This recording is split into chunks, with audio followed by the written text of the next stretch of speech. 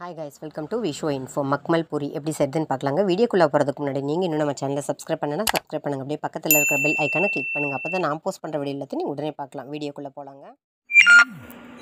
மக்மல் பூரி செய்ய தேவையான பொருள்லாம் பார்க்கலாங்க. மைதா 1 கப் எடுத்து வச்சுருக்கேன். மாவு பசிய தண்ணி, தயிர், எண்ணெய், உப்பு, பேக்கிங் சோடா, இதுதான் இதுக்கு தேவையான பொருள். இப்போ மாவு எப்படி பிசைகிறதுன்னு பார்க்கலாங்க. ஒரு பாத்திரம் எடுத்துக்கலாம். நாம் எடுத்து வச்சுருக்கிற மைதாவை சேர்த்துக்கலாம். நீங்கள் கோதுமை மாவில் கூட செய்யலாம், இல்லை கோதுமை பாதி மைதா பாதி கூட செய்யலாம். இப்போ நான் முழுக்க மைதா மாவில் தான் உங்களுக்கு செஞ்சு காமிக்க போகிறேன். உப்பு, பேக்கிங் சோடா இதில் சேர்த்துக்கலாங்க. அதுக்கப்புறம் தயிர் சேர்த்துக்கலாம். தயிர் ஒரு 2 டேபிள் ஸ்பூன் எடுத்துக்கலாங்க. ரொம்ப புளிக்க வேணாம், ஓரளவுக்கு புளிப்பாக இருந்தால் போதும். 2 டேபிள் ஸ்பூன் தயிர் சேர்த்தியாச்சு. இப்போ 1 டேபிள் ஸ்பூன் ஆயில் சேர்த்துக்கலாம். எப்பவும் போல் நம்ம சப்பாத்தி மாவு பிசைகிற மாதிரி பிசைஞ்சிக்கலாம். தேவையான அளவு தண்ணி ஊற்றி பிசைஞ்சிக்கலாங்க. நல்லா பக்குவமாக பிசைஞ்சதுக்கப்புறம் காமிக்கிறேன். ரெகுலராக சப்பாத்திக்கு மாவு பிசைவோம்ல, அந்த மாதிரி பிசைஞ்சு வச்சாச்சு. மாவு காயாமல் இருக்கிறதுக்கு மேலே ஆயில் ஸ்ப்ரெட் பண்ணி வச்சாச்சுங்க. இது ஒரு 15 நிமிஷம் ஊறட்டுங்க. ஊறினதுக்கப்புறம் பார்க்கலாம். மக்மல் பூரிக்குள்ளே நம்ம ஒரு பூர்ணம் மாதிரி ரெடி பண்ணணும். அந்த பூரியை பொரித்து அதுக்குள்ளே ஒரு பூர்ணம் மாதிரி வைக்கணும். அதுக்கான பூர்ணம் ரெடி பண்ண போகிறோம். பொட்டுக்கடலை 1 கப் எடுத்திருக்கேன். எந்த கப்பில் நம்ம மாவு அளந்தோமோ அதே கப்பில் 1 கப்பு பொட்டுக்கடலை, அதே கப்பில் 1/2 கப்பு சர்க்கரை எடுத்திருக்கேன். அது கூட ஏலக்காய் வச்சுருக்கேன். இப்போ இதையெல்லாம் நல்லா ஃபைன் பவுடராக அரைச்சிட்டு காமிக்கிறேங்க. மக்மல் பூரிக்குள்ளே வைக்கிற பூர்ணம் ரெடியாக இருக்குங்க. மக்மல் பூரி எண்ணெயில் பொரித்து எடுத்த உடனே ஒரு சுகர் சிரப்பில் போட்டு எடுக்க போகிறோம். அதுக்கு சுகர் எடுத்து வச்சுருக்கேன். 1/2 கப்பு சுகர் எடுத்து வச்சுருக்கேன். 1/2 கப்பு தண்ணி. எல்லாமே நம்ம மாவு அளந்த கப்பை தான் எடுத்துக்கணும். அந்த கப்பில் தான் நான் 1/2 கப்பு சுகர், 1/2 கப்பு தண்ணி எடுத்திருக்கேன். அப்புறம் ஏலக்காய் தூள். கலர் எல்லோ கலர் நான் எடுத்திருக்கேன், ஃபுட் கலர். உங்களுக்கு விருப்பம் இருந்தால் அந்த கலர் சேர்த்துக்கலாம், இல்லாட்டி நீங்கள் ஒயிட்டாகவே செஞ்சுக்கலாம். இப்போ சுகர் சிரப் எப்படி செய்கிறதுன்னு பார்க்கலாங்க. இப்போ ஒரு பேன் வச்சுருக்கேன். இதில் நம்ம எடுத்து வச்சுருக்கிற தண்ணியை சேர்த்துக்கலாங்க. தண்ணி ஹீட் ஆகிட்டு இருக்குது. நம்ம எடுத்து வச்சுருக்கிற ஏலக்காய் தூள், ஃபுட் கலர் சேர்த்துக்கலாம். இப்போ நம்ம மெஷர் பண்ணி வச்சுருக்கிற சுகரை இதில் சேர்த்துக்கலாங்க. நல்லா கரையட்டும்.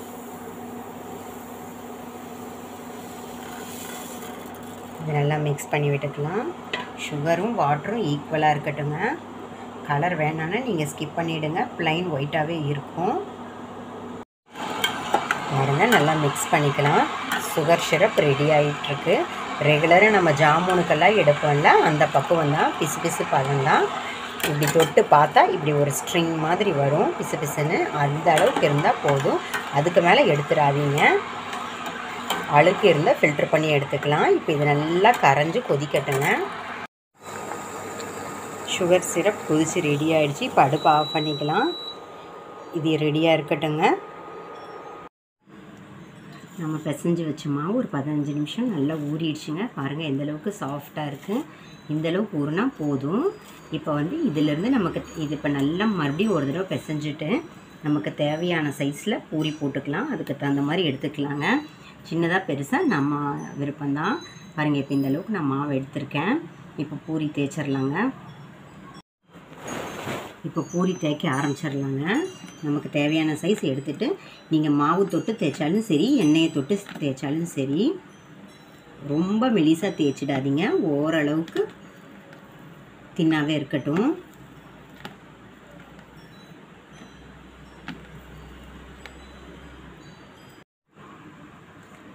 பாருங்கள், மறுபடியும் நம்ம கொஞ்சம் மாவு எடுத்துக்கலாம். இந்த மாதிரி நீங்கள் மாவில் தொட்டு கூட நீங்கள் செஞ்சுக்கலாம். மைதா மாவு, கோதுமை மாவு உங்கள் விருப்பம் தான். இப்போ இதையும் நம்ம ரெகுலராக தேய்க்கிற மாதிரி தேய்ச்சிக்கலாங்க.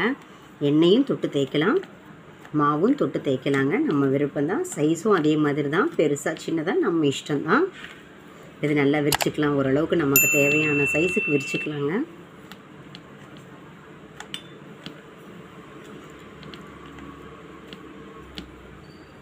எல்லா இடத்துலையும் ஒரே மாதிரி வர்ற மாதிரி ஸ்ப்ரெட் பண்ணி விட்டுக்கலாம்.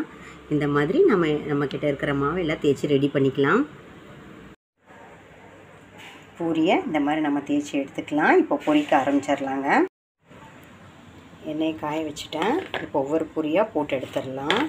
ஓரளவுக்கு ரோஸ்ட்டாக வந்த உடனே நம்ம எடுத்துடலாம். கோல்டு கலரில் வந்த உடனே, ரொம்ப ரோஸ்ட்டு வேணாம். பாருங்கள், போட்டுக்கலாம்.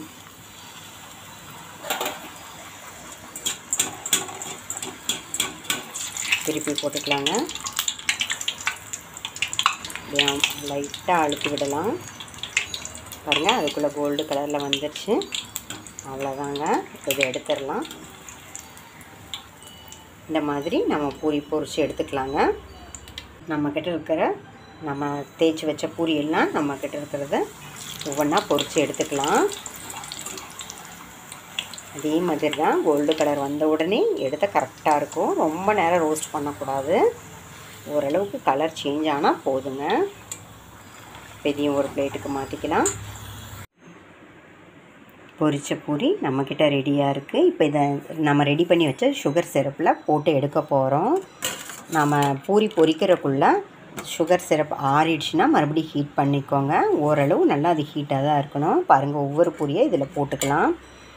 போட்டு ஒரு 2 நிமிஷம் இதை ஊற விடணுங்க. இப்போ திருப்பி போட்டுக்கலாம். அந்த சுகர் சிரப் வந்து இந்த பூரியில் நல்லா கோட் ஆகணும். அதுக்கு தகுந்த மாதிரி நம்ம திருப்பி விடலாங்க. 2 நிமிஷம் இருந்தால் போதும். அதுக்கு மேலே தேவைப்படாது. பாருங்கள், இப்போ இது நல்லா ஊறிடுச்சு. திருப்பி போட்டாச்சு. நல்லா கோட் ஆகிற மாதிரி பார்த்துக்கோங்க. சரிங்க, இதை இப்போ எடுத்துடலாம். எடுத்து ஒரு பிளேட்டுக்கு மாற்றிக்கலாங்க. நல்லா கோட் ஆகிடுச்சான்னு செக் பண்ணிவிட்டு, கோட் ஆகலைன்னா மறுபடியும் கோட் பண்ண விட்டுருங்க. நல்லா கோட் ஆகணும். அப்போ தான் ஸ்வீட்டு இந்த பூரியில் இறங்கும். பாருங்கள், மறுபடியும் இந்த பிளேட்டுக்கே மாற்றிக்கலாம். இப்போ நாம் ரெடி பண்ணி வச்ச பூர்ணம் ரெடியாக இருக்குது. இந்த பூர்ணத்தை நமக்கு தேவையான அளவு நாம் இப்படி உள்ளே வச்சுக்கலாம். உள்ளே வச்சுட்டு இப்படி நல்லா ஸ்ப்ரெட் பண்ணி விட்டுக்கலாம். அதுக்கப்புறம் இப்படி நல்லா ஃபோல்ட் பண்ணிக்கலாம். அவ்வளோதாங்க. சூப்பராக நம்மளோட மக்மல் பூரி அருமையாக ரெடி ஆயிடுச்சு. இந்த மாதிரி நான் சுகர் சிரப்பில் கோட் பண்ணிவிட்டு உள்ளே பூரணம் வச்சுட்டு உங்களுக்கு காமிக்கிறேங்க. பாருங்கள், நம்ம சுகர் சிரப்பில் கோட் பண்ணி உள்ளே பூரணம் வச்சு ரெடி பண்ணியாச்சு. மக்மல் பூரி சூப்பராக ரெடி ஆயிடுச்சுங்க. இப்போ இதை பிளேட்டிங் பண்ணிடலாம். பாருங்கள், சூப்பராக நம்மளோட மக்மல் பூரி ரெடி ஆயிடுச்சு. இதுக்கு மேலே நீங்கள் நட்ஸ் இருந்தால் கூட அதுக்கு மேலே போட்டுக்கலாம். சூப்பராக இருக்கும். செஃப்ரான் இருந்தால் கூட நீங்கள் சுகர் சிரப் நம்ம ரெடி பண்ணுவோம்ல, அது கூட நீங்கள் சேர்த்துக்கலாம். உங்களுக்கு பிடிச்ச நட்ஸு நம்ம இதில் சேர்த்துக்கலாங்க. சூப்பராக ஜூஸியான மக்மல் பூரி ரெடி ஆயிடுச்சு. மைதா இருந்தால் தாராளமாக பண்ணிடலாம். மைதா பாதி கோதுமை பாதி கூட சேர்த்துக்கலாம். 1 கப்பு மைதா எடுத்திங்கன்னா ஒரு பிஞ்சு சுகர், 1 பிஞ்ச் பேக்கிங் சோடா சேர்த்துக்கோங்க. அப்புறம் தயிர் கண்டிப்பாக சேர்த்துக்கோங்க. ஒரு எப்பவும் போல் ரெகுலர் சப்பாத்தி மாவு மாதிரி நல்லா பிசைஞ்சு ஊற வச்சுடுங்க. காயாமல் இருக்கிறதுக்கு எண்ணெய் போட்டு வச்சுடுங்க. ஒரு 15 நிமிஷம் ஊறினா போதும். அதுக்கு பூர்ணம் ரெடி பண்ணிவிட்டு அப்புறம் சுகர் சிரப் ரெடி பண்ணிக்கோங்க. நம்ம பூரி பொடிச்ச உடனே சுகர் சிரப் சூடு ஆறி இருந்தால் மறுபடியும் சூடு பண்ணிக்கோங்க. சூடாக இருந்தால் தான் பூரியில் பாகெல்லாம் நல்லா இறங்கும். அதனால் சுகர் சிரப் சூடு ஆறிடுச்சுன்னா மறுபடியும் சூடு பண்ணிக்கோங்க. சூடான உடனே நம்ம பொரிச்சு வச்ச பூரியை அந்த பாகில் சுகர் சிரப்பில் போட்டு எடுத்துக்கோங்க. எடுத்த உடனே நம்ம ரெடி பண்ணி வச்ச பூரணத்தை நீங்கள் அதுக்குள்ளே வச்சு க்ளோஸ் பண்ணிவிடுங்க. சூப்பராக இருக்கும் டேஸ்ட்டு. ட்ரை பண்ணி பாருங்கள். பெருசாக சின்னதாக நம்ம இஷ்டம்தான். ட்ரை பண்ணி பாருங்கள், அருமையாக இருக்கும். என்னங்க, இந்த ரெசிபி உங்களுக்கு பிடிச்சிருந்தா லைக் பண்ணுங்கள், ஷேர் பண்ணுங்கள், கமெண்ட் பண்ணுங்கள். ஞாபகமாக சப்ஸ்கிரைப் பண்ணுங்கள். ஓகே, பாய்.